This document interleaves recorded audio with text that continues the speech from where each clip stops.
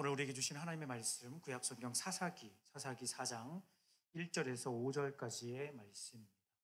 모니터는 조금만 내려주셔도 좋을 것 같습니다. 사사기 4장 1절에서 5절까지 말씀 구약성경 제가 가지고 있는 성경으로 365페이지 사사기 4장 1절에서 5절까지의 말씀 성경책 다 펴서 우리 온라인으로 예배드리는 친구들도 성경을 다 꺼내서 사사기 4장 1절에서 5절까지 말씀 제가 먼저 1절 읽고 여러분 2절 읽으시고 함께 나눠 읽은 후에 5절 말씀은 다 함께 읽도록 하겠습니다. 제가 먼저 1절 먼저 받들어 읽겠습니다. 에훗이 죽으니 이스라엘 자손이 또 여호와의 목전에 악을 행하매 여호와께서 하솔에서 통치하는 가나안 왕 야빈의 손을 그의 군대 장관 하루셋 학고임에 거주하는 시스라요. 야빈 왕은 철병거 900대가 있어 20년 동안 이스라엘 자손을 심히 학대했으므로 이스라엘 자손이 여호와께 부르짖었더라. 그때 라피도의 아내 여선지자 스드보라가 이스라엘의 사사가 다 함께 읽겠습니다. 그는 에브라임 산지 라마와 베델 사이 드보라의 종려 나무 아래 거주하였고 이스라엘 자손은 그에게 나아가 재판을 받더라. 이는 살아계신 하나님의 말씀입니다. 한번 더 아멘. 아멘. 아멘. 행복한 주일 아침입니다. 오늘도 세상에서 가장 행복한 시간 예배하는 자리에 나온 우리 귀한 친구들, 우리 학생들, 우리 선생님들 진심으로 환영하고 축복합니다. 주님의 평강을 전합니다. 샬롬 샬롬. 주님의 평강을 전합니다. 인사 한번 해주시죠. 샬롬 샬롬. 네, 감사합니다.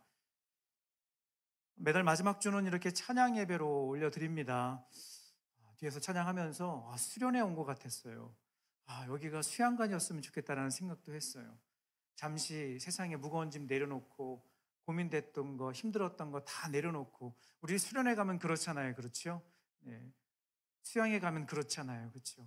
또 다시 돌아가야 되지만 그래도 그 시간만큼은 정말 은혜의 바다에 푹 깊이 들어가서 여러분 우리 찬양팀 우리 선생님들이 얼마나 한 주 동안 기도하시면서 막 금식하시면서 아멘 아멘. 네. 이번 주 금식하실 것이면서 네, 네. 말이 좀 이상한데 네. 아무튼 정말로 마음을 다해서 준비하고 또 하나님께 영광을 올려드렸습니다.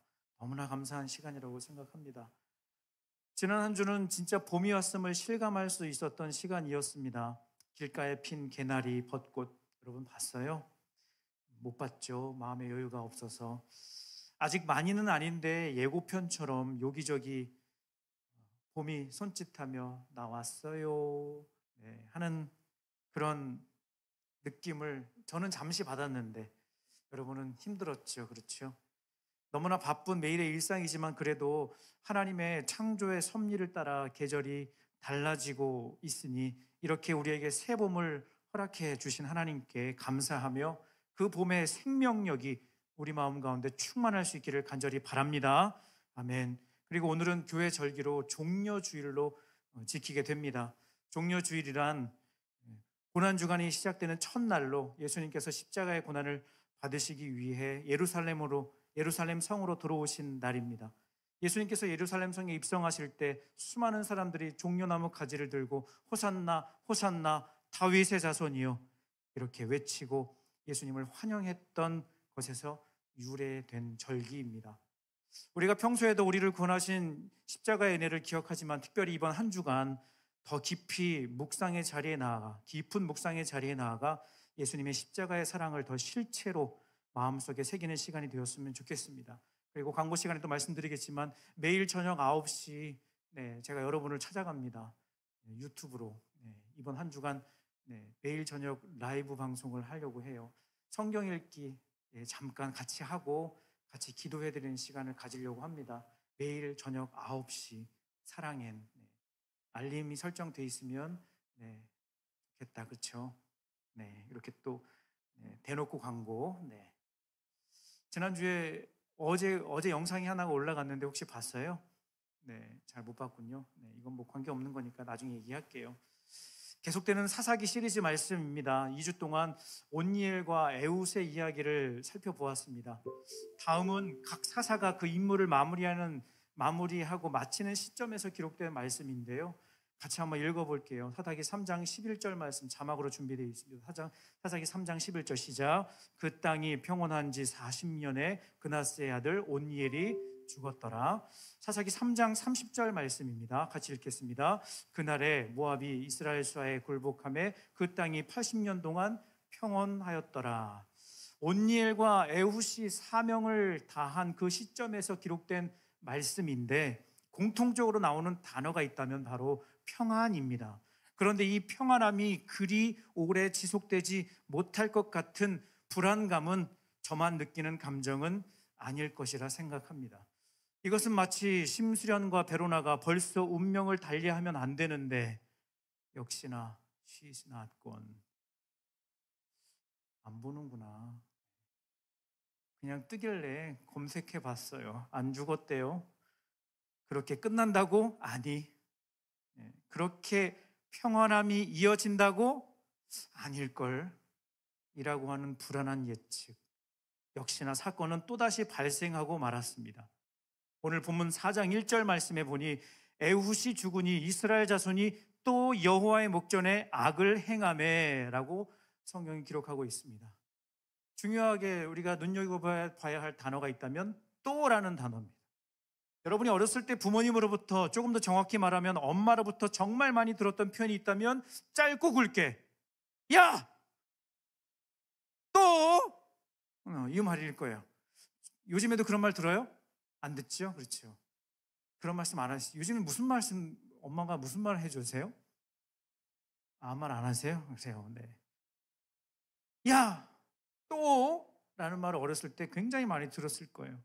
이 또라는 표현은 말 그대로 어떤 일이 거듭하여 발생한 것입니다. 여기에서 우리가 한 가지 깊이 묵상해야 할 포인트가 한 가지가 있는데, 죄를 짓는 인간의 입장에서는 악순환의 고리가 계속되고 있죠.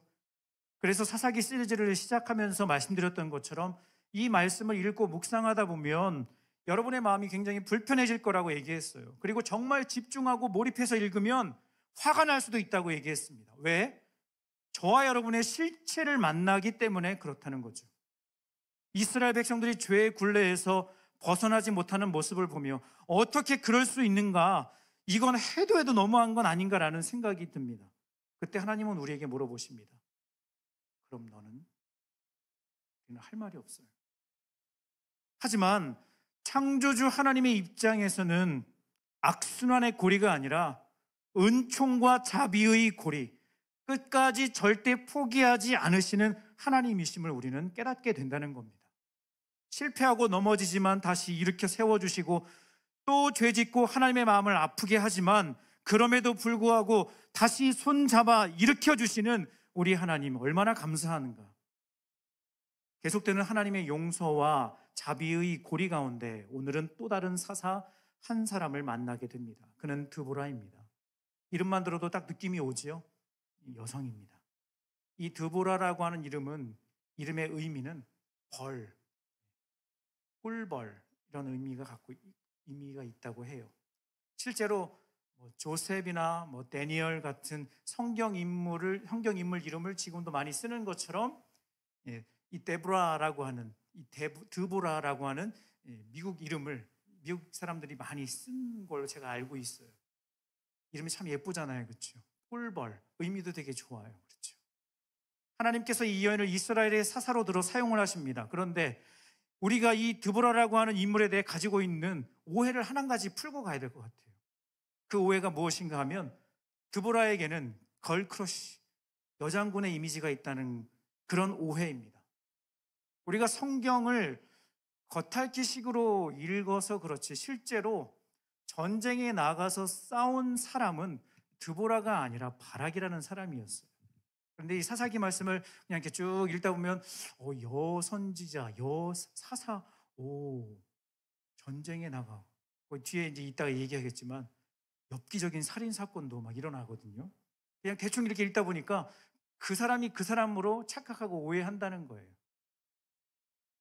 왜 이 오해에 대해서 먼저 이야기를 하는가 하면 드보라에게는 뭔가 특별한 것이 있을 것 같고 그래서 하나님이 그녀를 사용했을 것이라고 하는 생각을 할 수도 있기 때문입니다. 하지만 첫 번째 사사 온니엘 말고는 다 비주류이고요, 다 부족한 것밖에 없는 사람들이었습니다. 당연히 이 땅에 태어난 사람은 이유 불문하고 모두가 평등하게 대우를 받고 하나님께서 허락하신 자유를 누리며 살아가야 하지만, 성경이 기록된 당시에는 그렇지 못했다는 것을 우리는 잘 알고 있지요. 지난주 살펴본 왼손잡이 에훗, 단지 왼손을 주로 사용한다는 이유로 차별을 받아야 하는 말도 안 되는 상황. 드보라도 마찬가지입니다. 당시 철저히 남성 중심 사회이다 보니 잘 알고 있는 것처럼 사람들의 숫자를 셀 때는 여성과 아이들의 숫자는 그 수에 들지도 못해요. 자, 지금 여기 몇 명인지 한번 볼까요? 한 분, 두 분, 세 분, 네 분, 다섯 분, 여섯 분, 일곱 분, 여덟, 아홉, 한 12분 정도, 한 15분 정도 계시네요. 네, 이렇게 숫자를 센다는 거예요.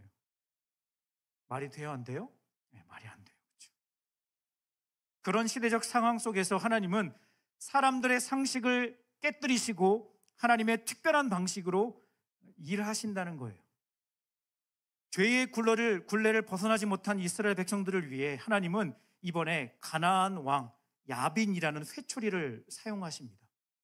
그런데 이번 회초리는요, 그 두께가 그리고 내리치는 강도가 이전과는 좀 달라요. 성경은 이것을 다음과 같이 전합니다. 본문 말씀 3절 말씀입니다. 본문 3절 말씀에 야빈 왕은 철병거 900대가 있어 20년 동안 이스라엘 자손을 심히 학대했으므로 라고 성경은 기록하고 있습니다. 우리나라 조선시대 사극을 보면 잘못을 저지른 사람이 포도청에 끌려와서 곤장을 맞는 모습을 본 적이 있을 거예요. 여러분, 곤장은 조금 약한 거고요, 한 단계 위 벌이 있는데 그건 바로 주리를 트는 거거든요. 여러분, 주리 트는 거 본 적 있어요? 뭔지 아세요? 다리 사이에 막대기를 엇갈려 놓고 말 그대로 트위스트 하는 거예요. 저는 야빈 왕이 이스라엘 백성들을 심히 학대했다는 말씀을 읽으며 머릿속에 이 장면이 떠올랐습니다. 고통이 극에 달아오른, 그래도 성경에 기록되어 있는 것처럼 여호와께 부르짖었더라. 여러분, 이 부르짖음이요, 아이고 아파요 하나님, 아유 아파요, 힘들어요, 아이고 아파요, 이런 걸까요? 네. 그 고통이 심히 극에 달아 부르짖었다는 거예요. 너무 놀랄 것 같아서 소리 지르지는 않을게요. 얼마나 고통스러운 부르짖음, 소리를 질렀을까? 네, 상상해 보세요. 간절한 부르짖음에 우리 하나님께서는 귀를 기울여 주십니다.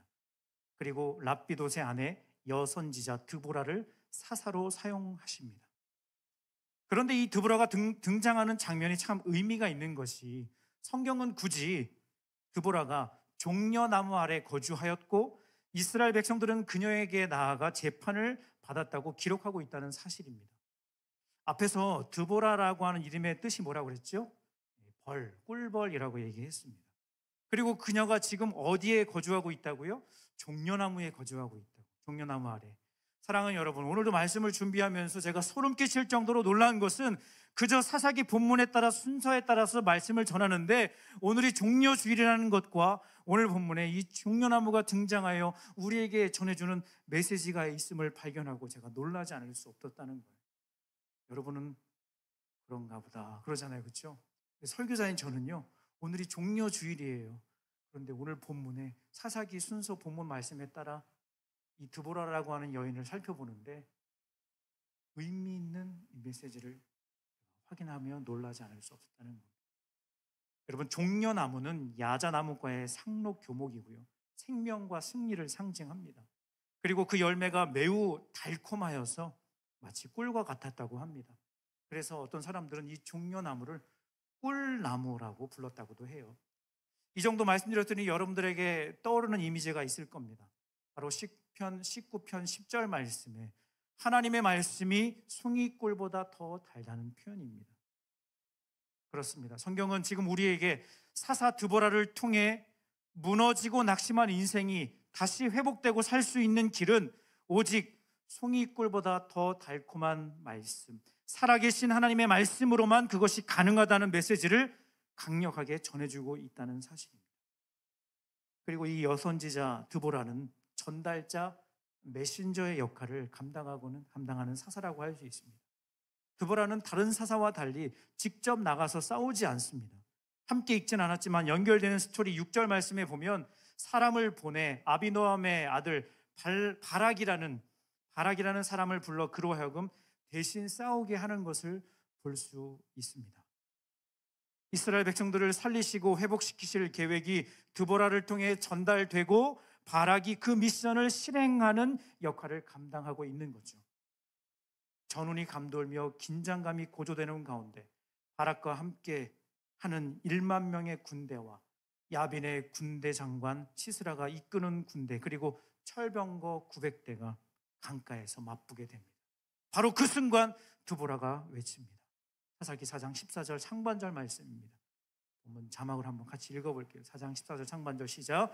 드보라가 바락에게 이르되 일어나라, 이는 여호와께서 시스라를 내 손에 넘겨주신 날이라. 영어 성경에 보니까 Go, this is the day the Lord has given Sisera. 좀 더 와닿다, 그렇죠? 네. 일어나라, 여호와께서 시스라를 내 손에 넘겨주신 그날이다. 원래 그녀의 역할답게 하나님의 말씀을 바락에게 전하며 승리를 선포합니다. 이 승리의 선포가 끝나기가 무섭게 어떤 일이 벌어졌는가 하면 4장 15절 말씀입니다. 자막으로 같이 읽어볼게요. 자, 큰 소리 읽어보겠습니다. 시작. 여호와께서 바락 앞에서 시스라와 그의 모든 병거와 그의 온 군대를 칼날로 혼란에 빠지게 하심에 시스라가 병거에서 내려 걸어서 도망한지라. 그리고 중간에 아까 앞에서 이야기해드린 것처럼 중간에 제가 다 표현하진 않을게요. 성경에 이런 사건이 기록되어 있을까 싶을 정도로 엽기적인 살인 사건이 발생을 합니다. 그게 핵심은 아니니까 빼고요. 벌어진 이 전쟁의 마지막을 성경 기자는 다음과 같이 기록하며 마무리합니다. 4장 23절 말씀입니다. 같이 읽어볼게요. 이와 같이 이날에 하나님이 가나안 왕 야빈을 이스라엘 자손 앞에 그렇죠, 굴복하게 하신지라. 할렐루야. 성경은 분명히 기록하기를 이 전쟁 가운데 드보라와 바락이라는 도구를 사용하시지만 실제로 싸우시는 분은 누구시다? 하나님이시다. 그래서 생생하게 누구도 딴소리하지 못하게 사사기 저자는 그들을 누구 앞에서 쉬운 성경 보니까요 이렇게 번역을 하고 있어요. 그날 하나님은 가나안 왕 야빈을 이스라엘이 보는 앞에서 물리쳐 주셨습니다. 여러분 잘 보세요. 보이지 않는 곳에서 하나님이 다 알아서 처리해 주시고 자 끝났어, 내가 알아서 처리했어가 아니라 이스라엘 자손들로 하여금 두렵고 떨리는 마음으로 적군과 맞서게 하시고, 하지만 그의 자녀들 이스라엘이 두 눈 똑바로 뜨고 보는 그 앞에서 여호와의 강하신 팔과 능력이 어떠함을 목도하게 하셨다는 겁니다. 말씀을 정리할게요. 오늘도 하나님이 세우신 드보라, 바락이라는 어떤 사람의 초점을 맞추지 않기를 원합니다. 하나님은 분명히 하나님의 마음을 품고 우리가 영적 전쟁이 임하기를 원하십니다. 그러나 그 싸움은 우리가 하는 것이 아니라 하나님이 대신 싸우시고 반드시 이기게 하시며, 하지만 그 승리의 기쁨은 우리에게 주신다는 겁니다. 지금 여러분이 감당하고 있는 이 수험생이라는 시기를 단지 좋은 시험 결과를 얻고 남들보다 더 좋은 결과를, 더 좋은 대학에 가기 위한 수단으로, 시간으로만 생각하지 말고, 여러분 내 안에 있는 죄와 싸우는 시간, 하루에도 수없이 찾아오는 세상의 유혹과 시험 앞에 말씀으로 당당히 맞서는 시간이 되기를 간절히 바랍니다. 지난주 솔직히 마음이 조금 안타까웠어요. 그래, 중요하지. 첫 번째 모의고사니까 중요하지. 일부러 저는 말하고 싶지 않았어요. 선생님이 말씀을 해주시더라고요. 그냥 저는 마음속에 기도만 했어요. 얼마나 부담이 될까, 얼마나 힘들까, 얼마나 압박이. 저도 경험해봤으니까.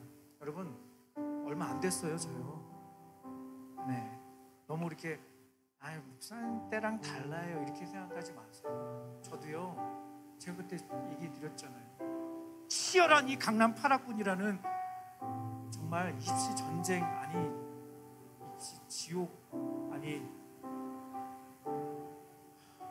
제가 생각하기도 싫다고 그랬잖아요.